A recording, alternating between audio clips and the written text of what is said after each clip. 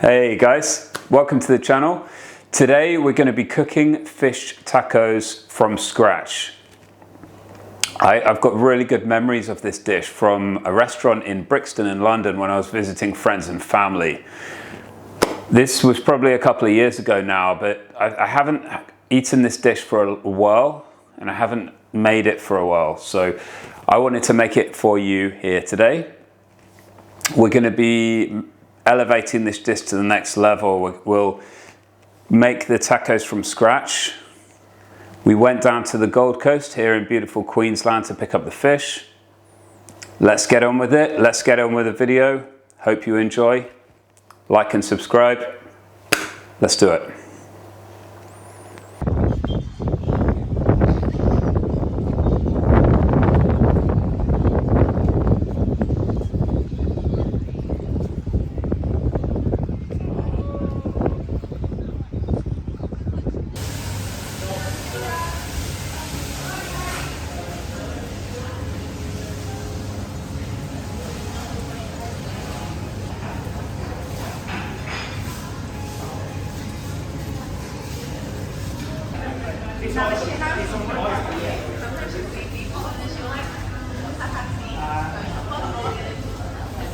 Can I get about 500 grams of red snapper, please? Yeah. Thank you. See ya.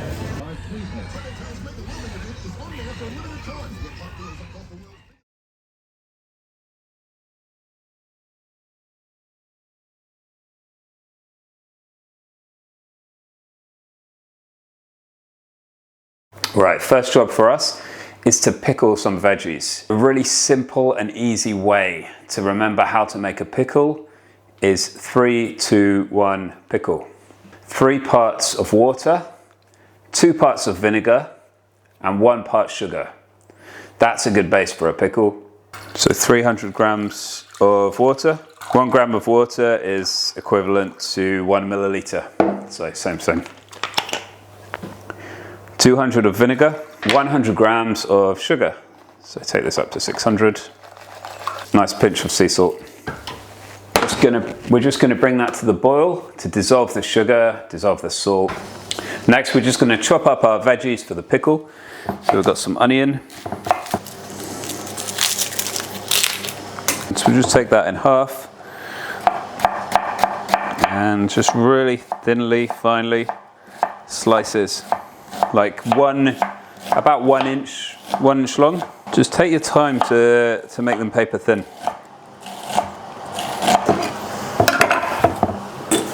White cabbage, 1 inch long. So we'll cut them first into inch strips and then go down again and just go really fine. When we're cutting anything, especially vegetables, we need it to be in congruence with the size of everything else in the dish. So we don't want a huge chunk of anything if everything else is chopped quite finely and vice versa. So it needs to match.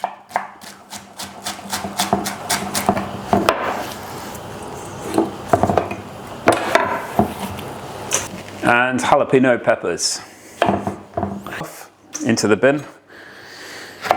Cut them in half, down the center. Use a spoon to just scrape out those seeds. Jalapenos are not particularly hot, but we still don't want really the heat from the seeds in there. We want to keep it nice and mild. We're not trying to make a really spicy thing here. And we want the flavor from the chilies. So we want to go for mainly the flavor rather than the heat from the chili. Just into slices again. Our pickling liquid is ready now. So we'll just take that off the heat. Whoops. And just cool that down slightly. Really fine.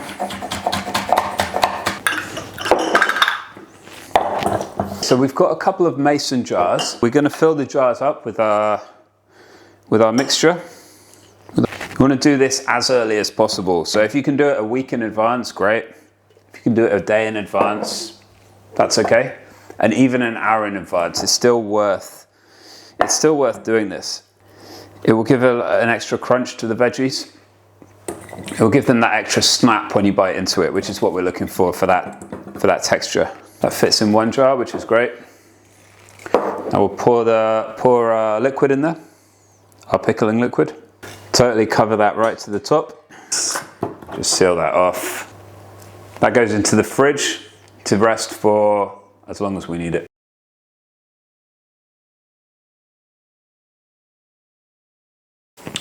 Next, we're going to make the flour tortillas. 120 grams of flour, wholemeal, 120 gram of plain flour, 1 teaspoon of table salt, half a teaspoon of baking powder,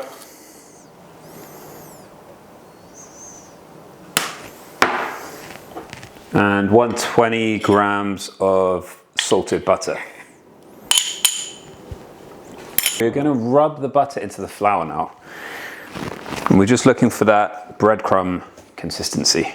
So just gently rub it in. So that's what we're looking for. Kind of fine breadcrumbs feel and look to it. So next we've got 1 cup of hot water. I'm going to mix in about 3/4 of that first. So we've made a well in the center with the breadcrumbs. And now we've poured in 3/4 of the water, and we're just going to stir in the middle. Let that water in the middle incorporate everything for us. We want the dough to be in like a nice soft feel to it and not too dry. We don't want to overdo it with the flour, but be careful with that water. Just add a little bit at a time, because it can, if you take it too far, you're going to have to start adding more flour and then you lose your ratios. Once this has come together into a nice consistency that's not, so it's not too sticky on your fingers, but it's also really nice and soft. You see how it's very pliable and it's not really at all firm. So once it's got to that stage, I'm just going to flour our board with some wholemeal flour. A little bit more flour on top. Start kneading it. So with kneading, the idea is from the center, you just push up, push away, fold it back, push away, fold it back, push away, fold it back. Very relaxing. What this does is it works the gluten. You see how this is sticking slightly to the boards? We can add a little bit more flour, but we don't want to add more than we have to. So be minimalistic with the flour, because we don't want to dry it out. That's the last thing we want. We're going to want to roll these tortillas super thin. We need the softness in the dough in order to do that.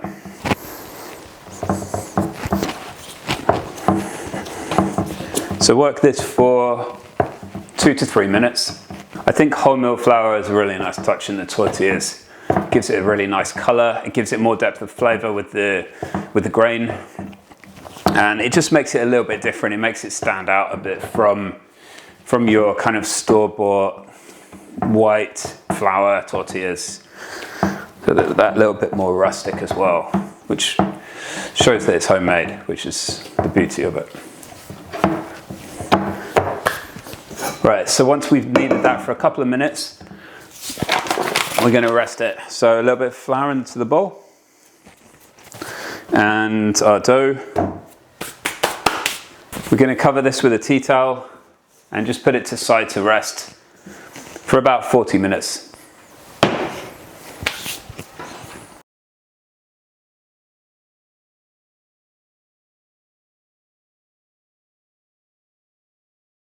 So next up is our sauce.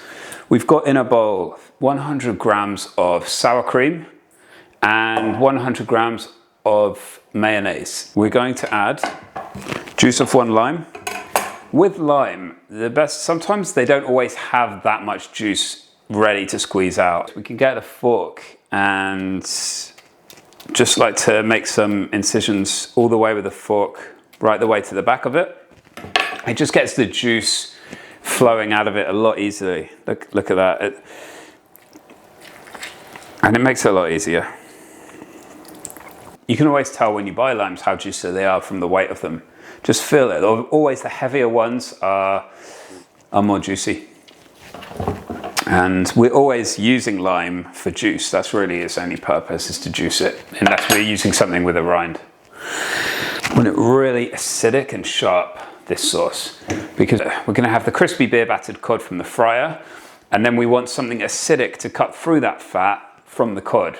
So this is where the lime juice comes in here. We've got some tinned chipotle peppers, which we're going to chop up. These are going to be delicious. They're really smoky.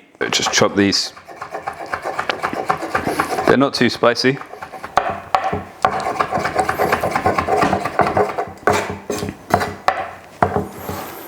Then we'll put that paste in with the mayo and sour cream. Next, raw garlic. We've got the garlic cloves, which we've taken off the bulb.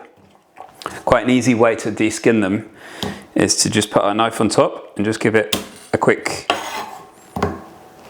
push with your hand.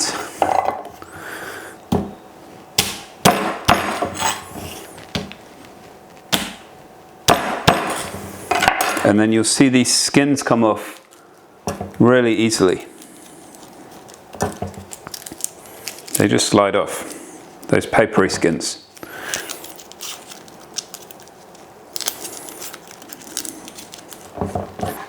Cut these tiny little roots off here. You'll see, we've got this root bit here. We can chop it by hand. We can use a garlic crusher, but I think it's nice to do it by hand with a knife. I think you retain more of the flavor that way. First, we'll go over it roughly with a knife.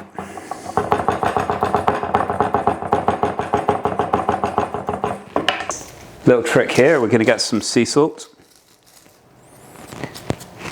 over the top of that, and then we can hold our knife on both edges and just crush it down into the board. And what the sea salt does is it works as an abrasive agent to crush that garlic. I just think it's a much nicer way than doing it through a garlic crusher. You get to actually feel the ingredients. You get to smell it as it's progressing through the process. If you use machines for everything, you're going to lose touch with the instinctual recognition of how the ingredients are doing and how they're working in with the recipe.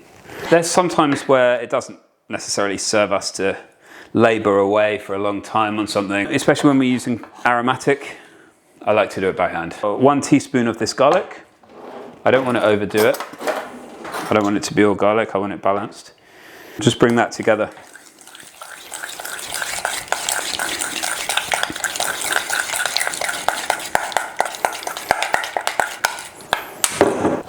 I'm going to add a little bit more lime juice in there.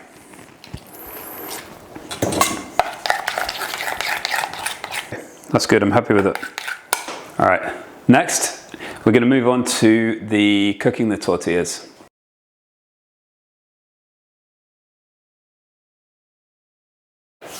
Okay, so we've got half of our dough right here. I've already put half back into the fridge. We're going to use that another time, maybe in the week sometime. So what I want here is I really want those small, a couple of mouthful tacos, the little ones which you can just pick up and eat quickly.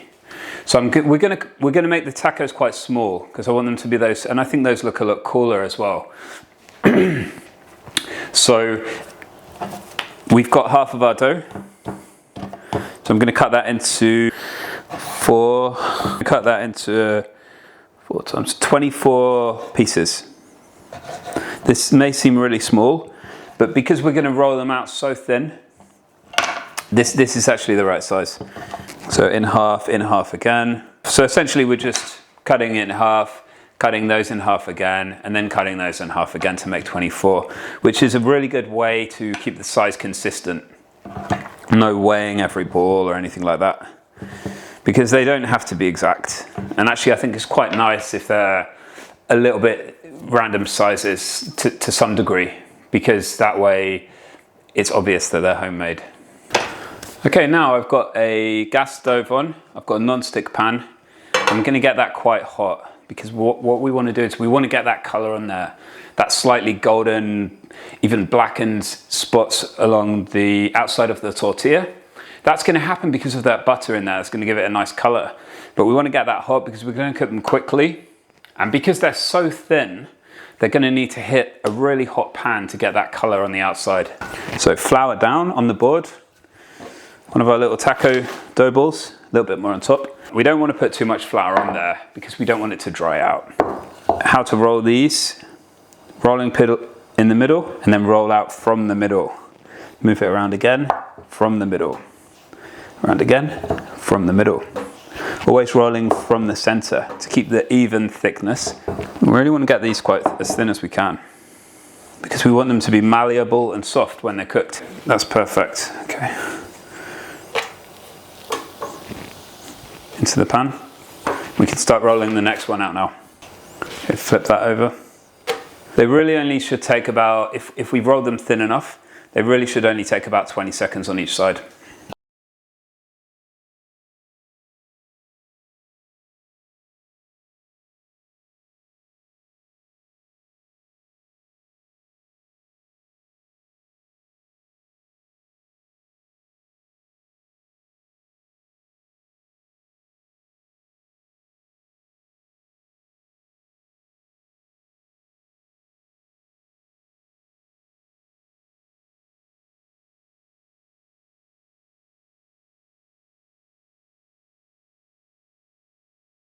Let's get on with our beer batter now. So first we're going to combine our dry ingredients together. So 200 grams self-raising flour, half a teaspoon of Mexican chili powder, half a teaspoon of salt, about 8 turns of pepper. Mix our dry ingredients.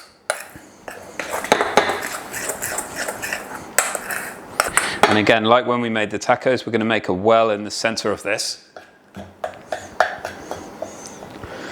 so we can pour our beer in there. 200 grams of Mexican beer. Really important here, we do not want a really smooth batter. We want to leave it lumpy, so we want to stir it carefully, and we're not going to stir it all the way so it's completely combined.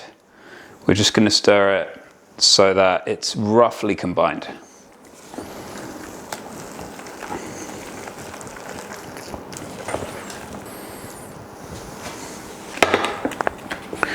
So stirring that to combine it.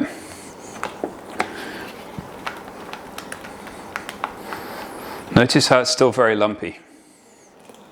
It's a little bit too lumpy. We're gonna smooth it out a little bit from here. We can tell just by lifting up the spoon and to see how smooth this mix is. So you want plenty of little lumps in there, which is what we've got. So we're gonna leave that now. That's ready. To one side. Right, now we've got our beautiful red snapper, which we picked up from the Gold Coast yesterday. So the fishmonger has already taken off the skin and deboned this for us. So we want little strips of the fish here, and what we want is approximately two strips per taco. So I'm going to cut them into probably 2-inch pieces in length. And then again the other way, I'm going to cut them into little goujons.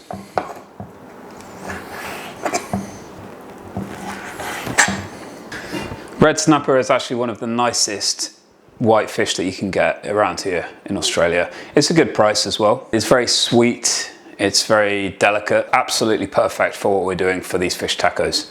Now it's time to cook the fish. So we've got some oil in a wok here.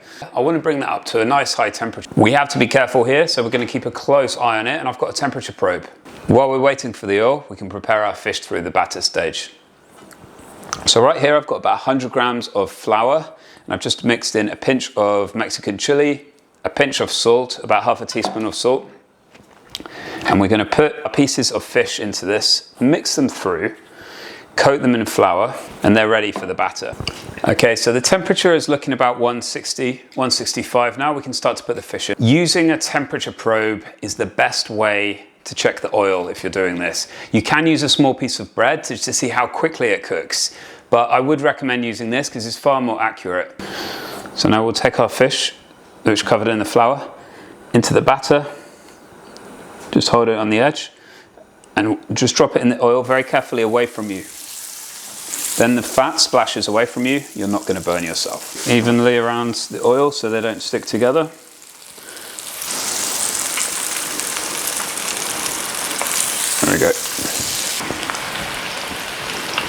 So we'll do another check of the temperature in here. About 165, which is perfect. We want a nice light golden brown. We don't want it dark.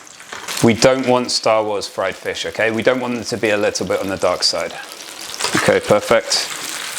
Utensil for that, onto the paper.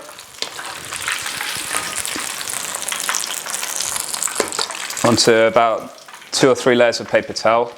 We don't want the oil to come too hot, so you can control the temperature of the oil here and turn it up, turn it down, whatever you need to do to maintain that 165 degrees Celsius. And remember,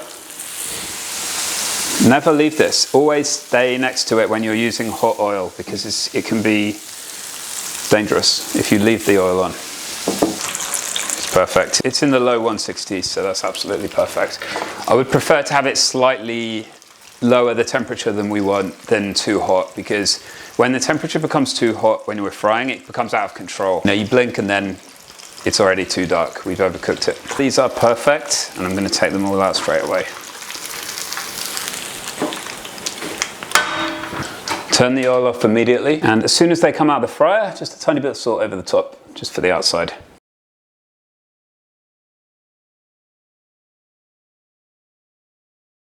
Okay, now it's time to bring that magic together.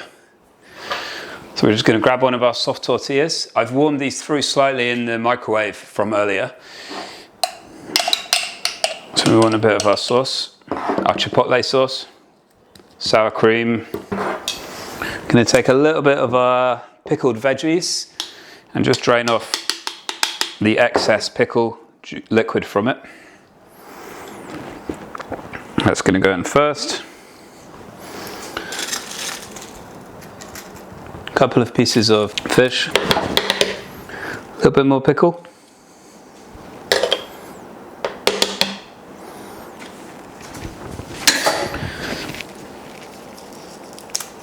And then just finished with a few leaves of coriander. That's lovely. You've got that really soft whole wheat taco. The beautiful sour cream with the chipotle, with the acidity from the lime, which cuts really well through with the crispy battered fried fish. I'm getting the spices from the chipotle that we added into the sauce, and the freshness of the coriander and the lime juice. It comes together beautifully.